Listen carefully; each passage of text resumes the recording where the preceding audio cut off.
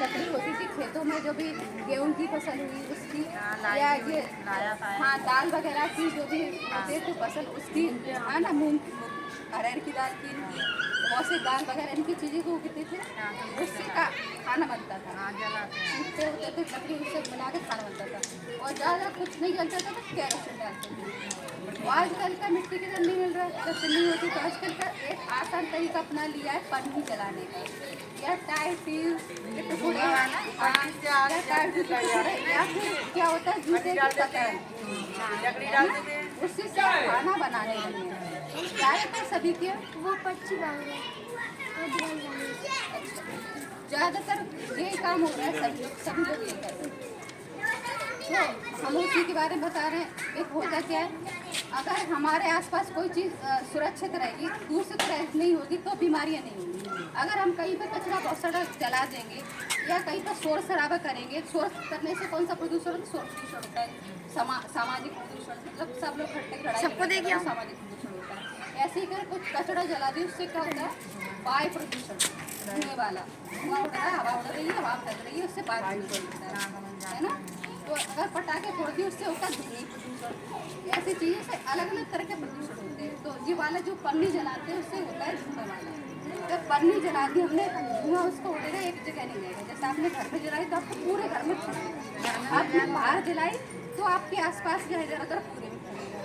तो धुआं एक जगह नहीं, अब सिर्फ आप अकेले बीमार नहीं होगी, आपके पास पड़ोस के वो भी बीमार होंगे।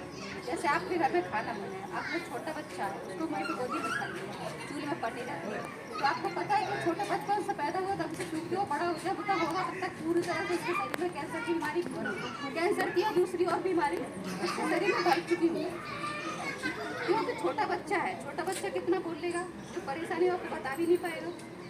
रोएगा तो आपको लगेगा कि भूखा है ना, दूध पिला दोगे, ज़्यादा लगेगा तो आपको टॉयलेट लगाएगा, इतना समझ पाओगे, बोलेगा और उसकी आँखें खराब होगी।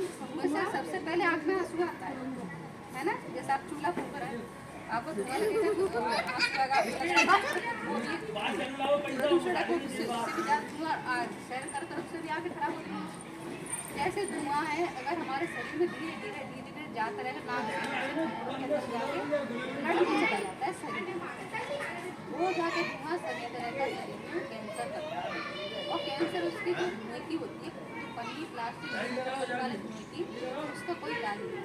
उसका जो कैंसर होता है उसका कोई इलाज नहीं।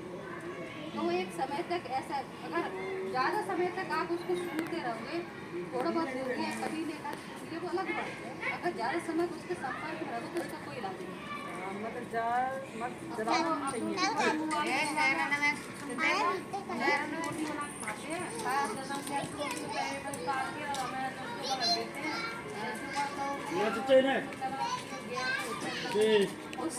उसका भी टेस्ट होता है, उसका कोई टेस्ट लगता है कितना सही नहीं बता, नहीं उसका भी नहीं ठीक होता, फिर भी हमको खाना तो पड़ता है।